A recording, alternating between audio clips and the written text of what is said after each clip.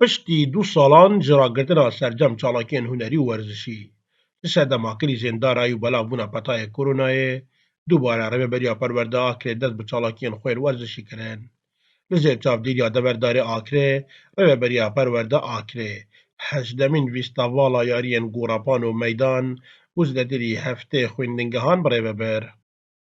خوشحالی و افسال وزارت پرورده بریارده که افتالا که زیندی ببنه و مشوک و پرورده اکر زیدتر له هیوه که آماده کاریت کن بو هنده دا که افتالا که بشوه که سرکفتیانا پریوه بتید خوشحالی و افروتالا که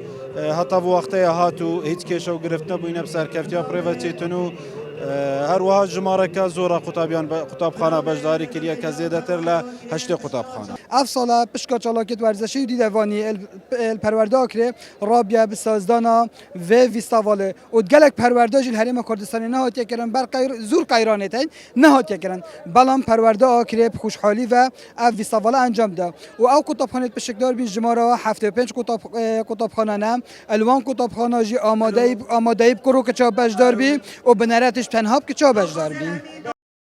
Divê vîstevalê de xwendingehên pişikdar di rêpîvanê de hindan bi cilûbergên Kurdî û hindan jî bi alayê Kurdistanê û hindên din jî bi cilûbergên werzişî pişikdar bibûn û hevrekiyên wan di berdewambûn diyariyên Gorapan û Meydanê de. Avroka vîstavaleka ciyaz bû ez jî wekî yarîzanek min pişikdarî divê vîstavalê de kirê rastî vîstavaleka ciyaz bû bi dilxweşî ve qutabxane amadeyê kelê Akiçan piloyekê bi dest xwayîne sertanserî Akrê hemiye. Sazdana van qaremaniyan han dereke bû serêxistina şiyan û behreyên xwendkaran di buwarên cuda cuda de û beşeka hezên wan tijî diket. İsmaîl Seîd, Dezgehê Mîdyayê Badînan, Akrê.